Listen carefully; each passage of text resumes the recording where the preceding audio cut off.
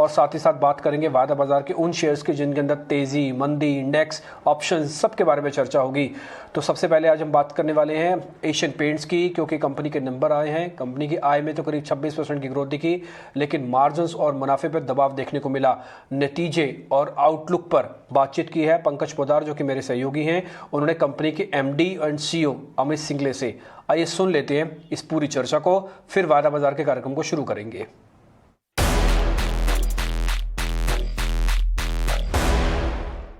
So overall अगर हम देखें, ओवरऑल क्वार्टर हमारे लिए काफी अच्छा गया है। अगर ओवरऑल वॉल्यूम ग्रोथ देखें, वो 18% के लगभग रही हैं, और जो वैल्यू ग्रोथ है वो भी काफी अच्छा रहा है, लगभग 26% के करीब। तो ओवरऑल अगर हम पूरे डिमांड के हिसाब से देखें और जो हमने परफॉर्मेंस दिया है वो काफी बढ़िया है।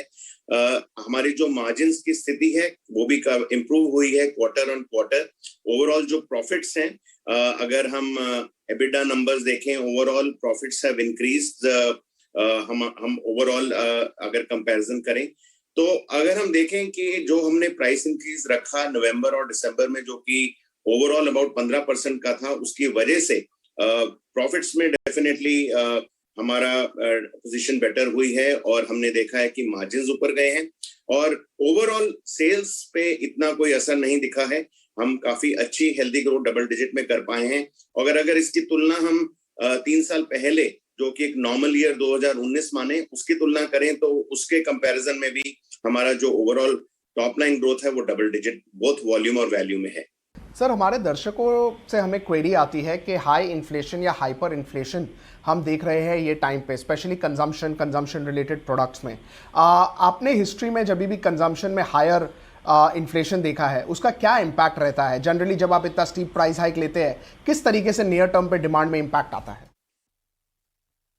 ओवरऑल जो इन्फ्लेशन रहता है वो कैटेगरी टू कैटेगरी डिपेंड करता है, क्योंकि हमारी कैटेगरी थोड़ी डिस्क्रिशनरी है, and it is not like an everyday purchase. Overall हम देखते हैं कि पेंट की कैटेगरी में अगर इन्फ्लेशन रहता है और प्राइस इंक्रीजेस होते हैं, तो ओवरऑल डिमांड में इतना ज्यादा अंतर नहीं आता है। स्पेशली अगर हम देखें, जो प्रीमियम लग्जरी प्रोडक्ट्स रहते हैं उसमें कोई ज्यादा अंतर नहीं आता, क्योंकि ओवरऑल पेंटिंग की प्राइस में जो फिनिश पेंट का जो कॉस्टिंग है वो लगभग 30 से 40% का रहता है, बाकी लेबर कॉस्ट रहती है।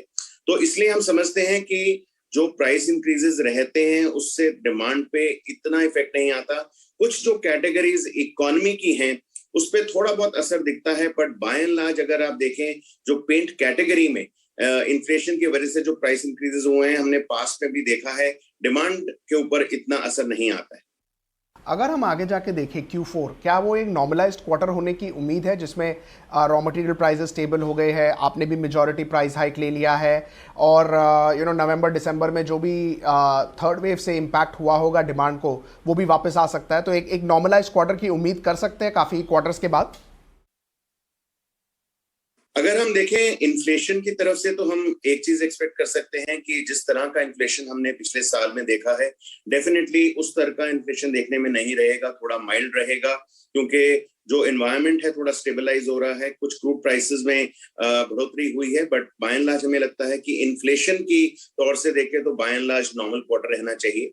अगर हम ओवरऑल डिमांड और टॉप लाइन की तरफ से देखें, तो उसमें डेफिनेटली अभी एक कॉशन है, क्योंकि थर्ड वेव का जो अभी प्रलय चल रहा है जनवरी में, वो थोड़ा सा ज्यादा है, जिसकी वजह से कुछ स्टेट लेवल रिस्ट्रिक्शंस हैं, कुछ जगह पे कुछ लॉकडाउन्स हैं। तो उस तरह से अगर देखें तो थोड़ा बहुत असर हम जनवरी में देख सकते हैं, पर हम आशा करते हैं कि फरवरी और मार्च में सेल ओवरऑल नॉर्मल रहना चाहिए, जिससे ओवरऑल क्वार्टर डेफिनेटली अच्छा जाना चाहिए।